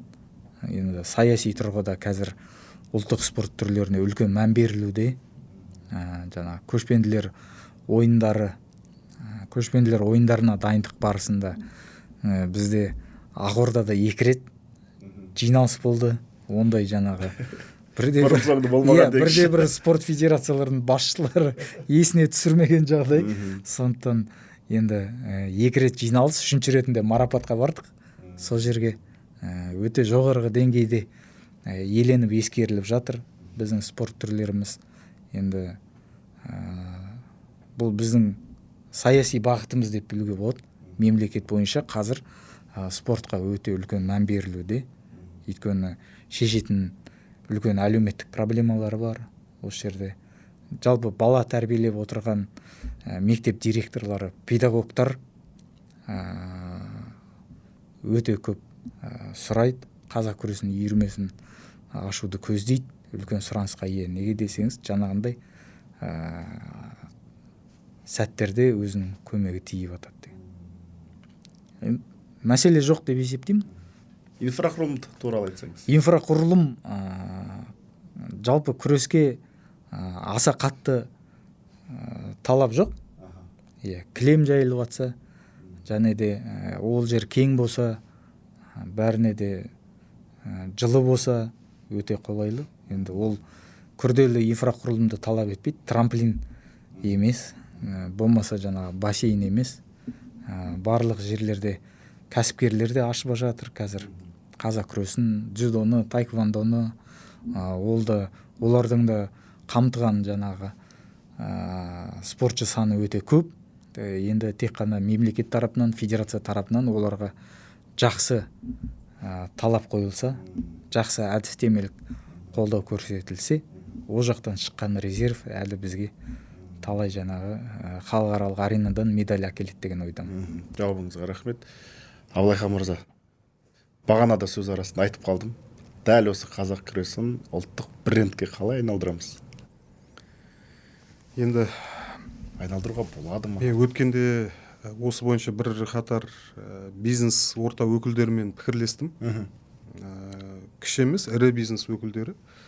Енді арасында дзюдошы, сондай кісілер барды. Спорт кезіндегі спортшы болған кісілер. Сонымен мен тарихты, соны айтқанымды қызық көріп, енді Алматыда тұрады, осы Астанаға келсе міндетті түрде бір дүркін әңгімелер болады. Сол кезде мен де олар да өзінің тақырыбын қызықтап, мен де өзім тақырыбымды қызықтап, мен де бір ақпарат алуға тырысам ғой енді. Сонда арасында олардың да ойын білгім кеп сұрайтын бар да, мысалы ұлттық спорт болашақ бар ма, бизнес қылуға бола ма, монетизация жасауға бола ма десем, енді мысалы бәйге, көкпарда қиын сияқты дейді. Өйткені екеуі де экстремалды, сосын жаңағы жануарлар құқығы дейді, бала құқығы деген секілді мынау әлемдік стандарттарға келіңкіремейтін тұстары бар. Енді бейімделіп жатыр мысалы, бірақ сонда да мысалы бәйгеде кішкентай бала аттың үстіне отырып шабу керек. оны жаңағы Европа елдер, дамыған елдер ондай практиканы көтермейді. Мысалы жас баланың қорқады. Өліп те кетуі мүмкін, басқа да болуы мүмкін. Бала құқығы деген бар. Мысалы жаңағы көкпарда серкені тартады дейді. Енді оның да оған да жарайды деп жағы серкенің бір имитация муляжын жасап отыр ғой. Бірақ бәрібір бұл көбіне мынау біздің қазаққа, қырғызға, түркі халқына тәнірек спорт та. Бұл жерде бір рухани да мәні бар да, олардың жаңағы резбісі келіңкіремейді. Сондай. Бірақ енді жасайым деген адам жасайды ғой дейді да. Енді мен сұраймын ғой, қазақ күресі бар, асық ату деген секілді. Сөйтсем мен қазақ күресінде болашақ бар дейді да. Все, болмысымызға ең жақын қазақ күресі бар дейді да. Бірақ енді мынау жаһандану деген нәрсе бар ғой. Егер сен әлемге таралам десең, сен белгілі бір дәрежеде сол жаһандық стандартқа бейімделуге мәжбүрсің да. Өйткені ол стандартқа бейімделмесең, сен ол деңгейге көтерілгізбейді да. Контраргумент айтайын ба?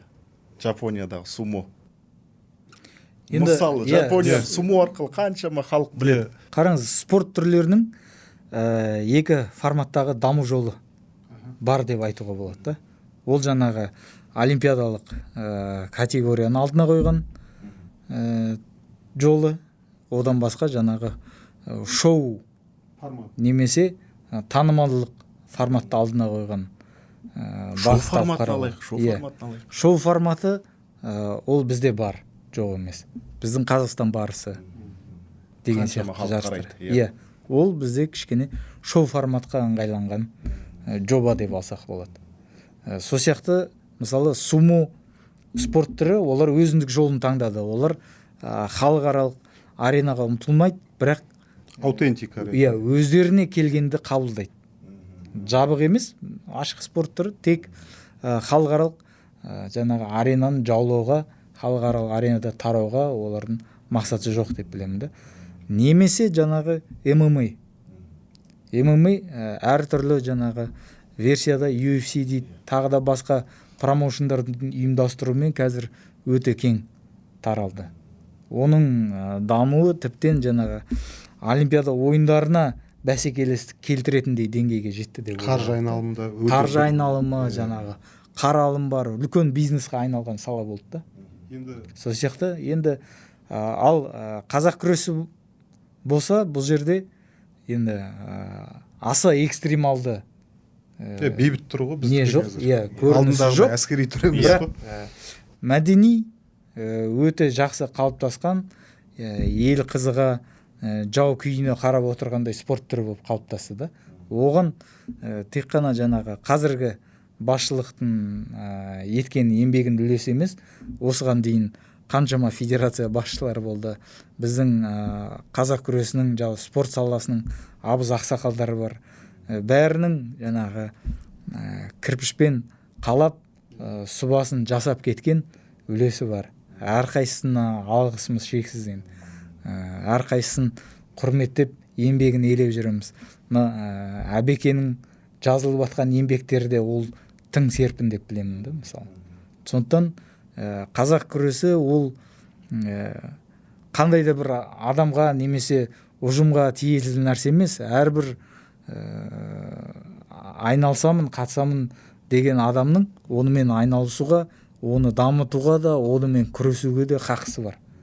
Өткенде жаңағы театр барысы немесе өнер барысы сияқты жұлдыздардың қатысуымен болатын жобаларда бір сыни пікірлерде, нелерде пайда болып жатты ғой.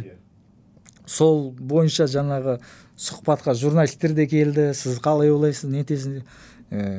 Біз ашығын айттық. Бұл жерде тек жаңағы төрешілікпен ұйымдастырудың қателігі болуы мүмкін, бірақ қазақ күресімен бұдан әріде, қазірде, осыған дейін де әрқайсының айналысуға хақысы бар. Біздерге күресемін, жарыс ұйымдастырамын деп келушілерге есігіміз ашық, жарыстарын ұйымдастыруға көмектесеміз. Ол әлбетте жаңағы көп сала мамандар қазір қызығушылық танытып күресіп жатыр. Жаңағы орталық басқару аппаратына дейін, одан кейін әскери сала мамандары, құқық қорғау саланың мамандары, одан басқа жаңағы медицина саласының мамандарына дейін қызығушылық танытып жатыр.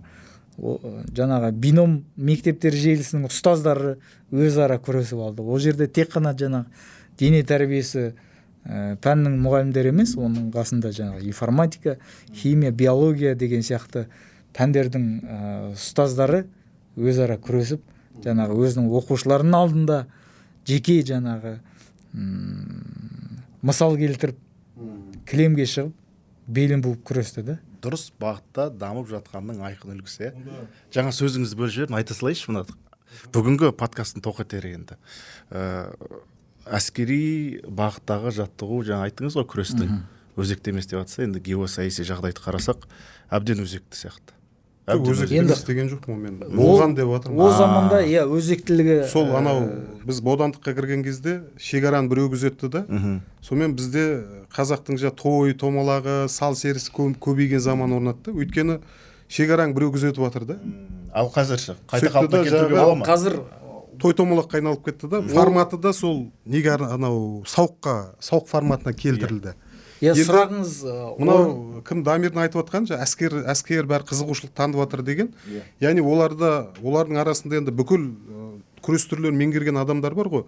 Бірақ енді оның сүйіктінің ішінде сүйіктісі болып тұр да. Өйткені неге сүйікті? Өйткені ол өзіміздің қанымызбен қан, жанымызбен жан қазақ күресі да. Сондықтан ал ол енді мен бренд деген мәселе келші, енді бір сөзден бір сөз шығып кетті қой. Қазақ күресі бренд болуға мүмкіндігі бар. Енді мен ана кісілердің ойын, тұжырымдарын келтірдім да. Бизнес қылуға да мүмкіншілігі бар, енді оның түрлі өзінің алгоритмдері бар. Бірақ ең бірінші, енді бұл енді мен өзім пікірім. Бірінші бұның атауын, мынау ағылшын, қазақ, қытай барлық тілде бірдей дыбысталатын форматқа көшіру керек. Бұл енді әуелден бар проблема, қалай атаймыз деп неше түрлі версияларды әркім ұсынып келе жатыр, бірақ жұрттың көңілінен шығатындай форманы әлі ұсыналған жоқ. Мен өзім де көп ізденістемін. Анау якуттардың қапсағайы дейді, басқа дейді, бүкіл түркі халықтар қалай атайды деп оларды да қарап шықтым. Одан кейін әскери форматқа айналдыруға бола ма деген мәселеде. Енді менің осы екі сұраққа да жауап тапқан бір кісі бар да, үлкен кәсіпкер кісі, Арман Байқадам деген. Енді мен ол кісінің рұқсатынсыз жеке сұхбаттағы бөлек шақырайық ол кісіні. Сұхбаттағы әңгімені айтуға хақым жоқ та. Бірақ ол кісі менің ойымша өте тамаша атау тауып тұр. Менікі деп айта алмаймын да, өйткені ол сол кісінің хақысы. Және ол әскери түрінде байланыстырып бір формат тауып тұр да. Сонымен енді менен сұрады, мен осылай деді, мынау деген тамаша дедім да. Өйткені мен де ізденісте жүрген адам ғой. Ана кісінің тапқан атауы өзі Швейцарияда оқыған, ағылшын тілін білетін адам. Ол бәрібір анау бүкіл тілге универсал болатын бір атау тауып тұр екен. Енді бренд бола ма дегенде осы бірінші атаудан бастап алу керек. Сосын тағы мәселе туындап жатыр да. Мысалы, енді қаламайық, бұл салада да, күрес саласында да монополист бар да, әлемдік монстр дейді ол. Ол дзюдо. Мен өзім де қаламайын арасында әділет үшін деп дзюдоны еріксіз мақтап та қойып жатырмын да. Қанша жерден жүрегім мынау қазақ күресіне, қазақ палуандығына бұрғанмен, өйткені ол шынымен дамып кеткен, менталдық негіздер әбден бекіген, тарихи персонаждар жолға қойылған, философиясы тастай, этикеті сондай бір жұмырланған бағытта. Енді біз содан асып түсуге талпынуымыз керек та. Одан асып түсу үшін ол 1-2-3 адамның несі жетпейді бұған. Былайша айтқанда мозговой штурм. Бұл жерге сен әлеуметтанушыны да, бизнесменді де, кәсіпкерді де, политологты де, спортшыны да, маркетинг маманды, ақпараттық соғыс маманды бәрін жинап, осыны ойластыру керек та. Стратегия құру деген, мына кісілер ұйымдастырса, мысалы біз барып өзіміздің идеяларымызды айтамыз да, былай жасайық. Анау дзюдодан, тағы басқалардан асып түсетіндей мынандай концепция құрайық. Сосын енді бәрі күреседі, бәрі жығады, дұрыс па? Бірақ біз жыққанда бір фишкасын бетіп алып шығайық деген секілді да. Мүмкін кино түсірейік, мүмкін мультфильм түсірейік деген секілді. Осындай бір бренд қылатын жолдарын қарастырайық деп айтар едік та. Жалпы мен бұл мына тұрғыдан бағалаймын да, қазақ күресінде потенциал бар, әлемдік аренаға шығуға және бренд болуға. Біз тек қана соның көзін ашамай отырмыз. Рахмет пікіріңізге. айтарыңыз бар иә, ма? айтарым бар. Енді қазақ күресінің өзіндік көрінісі бойынша өзектілігі бар. Саламамен ретінде жеткізіп өтейін. Жаңағы бізде партерда күрес болмағаннан кейін, тік тұрып балуандар айқасқаннан кейін жаңағы техникалық әдістердің моторлық тығыздығы өте жиі. Қазір әлемде жаңағы рынок деп қабылдайықшы, спорт саласының рыногы, көрермендер рыногына көп сұранысқа ие болып отқан спорт түрлері небір жаңағы ережешілік бізде ақылға сыймайтын спорт түрлері деп алсақ та болады. Жаңағы шапалақпен ұру, бір-бірінің алдына тұрып алып осылай. Ол да мысалы қарқынды дамып келе жатыр. Неге? Өйткені қысқа мерзім ішінде адамға бір көрінісі мен эмоция сыйлайды. Одан қашу керек. Мен ол видеоларды қарап жүрген жоқпын. Иә, ол енді бізге дөрекі көрінгенімен, бірақ жаңағы рынокта сұраныс қай жерде болып жатыр? Жаңағы қысқа мерзім ішінде бір белгілі бір техникалық әдістің көрінісі болған жерлерде. Өздерінде сұраныс бола берсін, бізге келмей қойсын. Енді бізде стратегиялық бағыт жаңағы барлық мәдени және әдеп принциптарын ысырып жаңағы аудиторияға ие болу емес, өзіміздің жаңағы қазақи ұстанымымыздан айнымай, бірте-бірте жаңағы халықаралық деңгейде өтетін кешенді ойындардың бағдарламасына енсек, сол кезде өзге мемлекеттер Азия ойындарының жаңағы медаль қорытындысына үміті бар мемлекеттер өзінің мемлекетінде қазақ күресін дамыта бастайды. Бір нәрсені атап өтейінші. Енді мен жаңадан бері қазақ күрес менталдық негіздерін күшейту керек, философия, этика, интеллект, тәртіп деп жатырмын ғой. Бұл жерде мынандай сөз қолдану керек те, қалпына келтіру керек деген. Дұрыс айтасыз. Өйткені ол бұрын болған да. Бұрын болған, бірақ біз белгілі бір тарихи себептермен жоғалтып алдық. Яғни мен жағы бір ойдан пайда болғызайын деп жүрген жоқпын, мен іздеп жүргенде бұрын қалай болды деген іздеп жүрмін да. Яғни ол бұрын болды. Алатау батырдың да мысалы әскери түрін айтып өтме, Есіркеп батыр білген, тағы біраз батырлар білген деп. Белгілі бір себептер ұмытылып кетті да. Енді соны жағы әр жерден жинап, құрап, яғни қалпына келтіру жұмыстары. Сосын енді сөздің ауаны кеп қалды ғой. Бір сұрақ қойылды, мемлекет қалай атқарып жатыр, осы бағытта көңіл бөліп жатыр ма деген.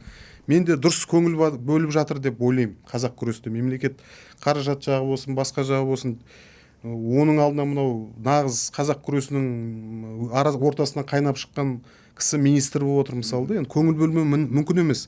Бірақ мен мына нәрсені атап өткім келеді да. Бұрында солай болған, қазір де өкінішке қарай солай болып жатыр. Мынау жарыс өткізу саясаты соған кетіп қалып жатыр. Яғни көбіне турнир өткізе береді, жарыс өткізе береді. Жарыс ол жаман демеймін.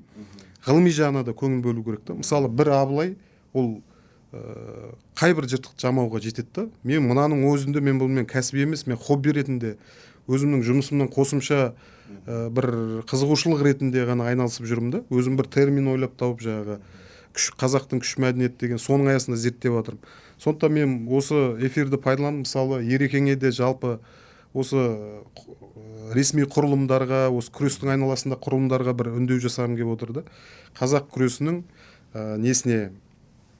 менталдық негіздерін зерттеуге, тарихын зерттеуге, философиясын зерттеуге, мынау персонаждық базасын зерттеуге және қалпына келтіруге, дамытуға баса көңіл бөлсеңіздер деп. Осыны атап өткім келеді.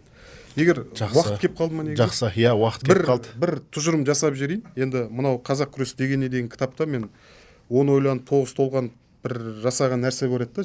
Бағанадан бері талқылап өткен нәрсенің жауабы осы жерде деп ойлаймын. Бұл да бір мынадай тарау бар. Күрестен елдің көрген 7 пайдасы деген. Мен бұлай тарихи экскурс жасап, өзім бір аналитика жасап көрдім. Сонда бірінші пайдасы не екен дедім да, сөйтсем ас, той, жиын, мерекенің сән екен.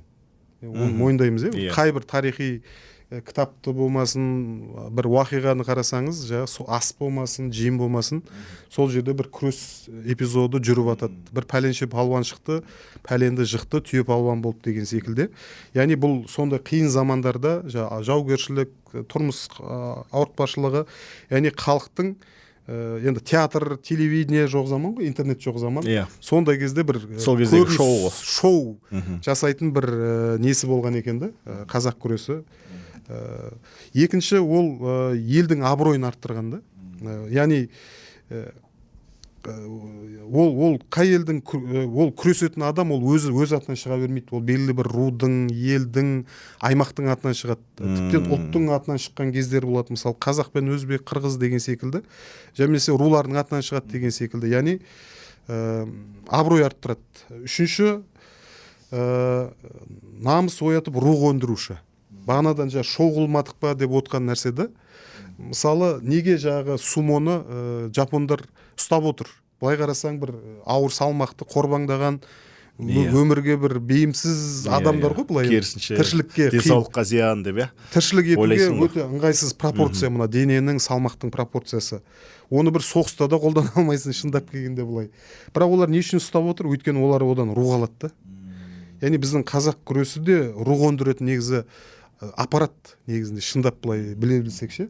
Мына Қазақстан барысына барған болсаңыздар, қандай кірерде қандайсың, шығарда қандай болып шығасың. Мысалы, мен бір рет бала шағамды, әйелімді ертіп бардым да, ой, ол жерде не істейді деп жақтырмай сөйтіп, бірақ мен оларды зорлап осылай алып бардым. Шығар кездегі түрлерін көрсең де, көздері жанып, арқалары қозып, яғни ана жерден энергетика алып кетіп баратыр да.